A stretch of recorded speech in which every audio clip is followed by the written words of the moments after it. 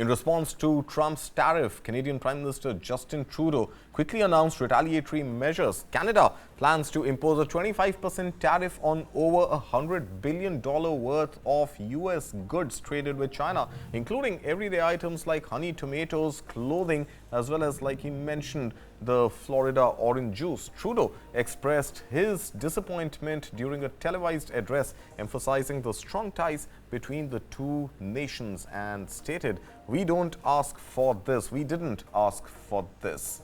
Now, as markets react to the announcement of these tariffs, investors are bracing for potential economic fallout. Analysts warn that the tariffs could lead to increased prices, inflation for consumers, and disrupt supply chains across various industries.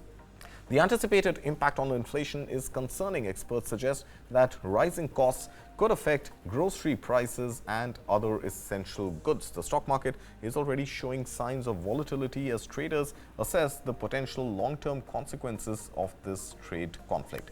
So what exactly seems to be Trump's strategy behind these sweeping tariffs? Well, to begin with, in his recent social media post, Trump emphasized that while there may be pain in the short term, the long-term benefits will be worth the pain. His views, and he also views that these tariffs are a tool to protect domestic industries and increase government revenue while pushing foreign companies to invest in U.S. production facilities. Now, Trump's administration aims to leverage the financial strength of the U.S. to influence global trade in the favor of the United States. He's also linked these tariffs to broader issues such as illegal immigration and drug trafficking, particularly focusing on fentanyl smuggling from Mexico and China. Now, despite acknowledging potential economic discomfort, Trump remains firm in his belief that these measures will ultimately lead America into what he called in his inauguration as the Golden Age. Take a look. Canada will be responding to the U.S. trade action with 25% tariffs. Canada and Mexico announced plans on Saturday to tax U.S. goods in retaliation to sweeping new 25% tariffs ordered by U.S. President Donald Trump on imports from their countries. It's a move economists say could lead to a trade war that risks reigniting inflation, with Trump also ordering a 10% tax on products from China. At a news conference, Canadian Prime Minister Justin Trudeau said his country's tariffs on the U.S. would be similarly far-reaching, including everyday goods and consumer products.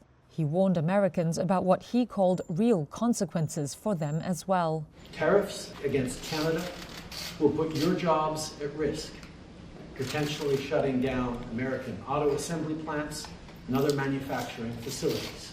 They will raise costs for you, including food at the grocery store, gas at the pump. Mexico's President Claudia Sheinbaum said she's ordered her economy minister to bring in tariff and non-tariff measures to defend her country's interests without giving details. In a post on X, Sheinbaum stressed her government does not want confrontation, but collaboration and dialogue. The United States is by far Mexico's most important foreign market, while Mexico overtook China in 2023 as the top destination for U.S. exports.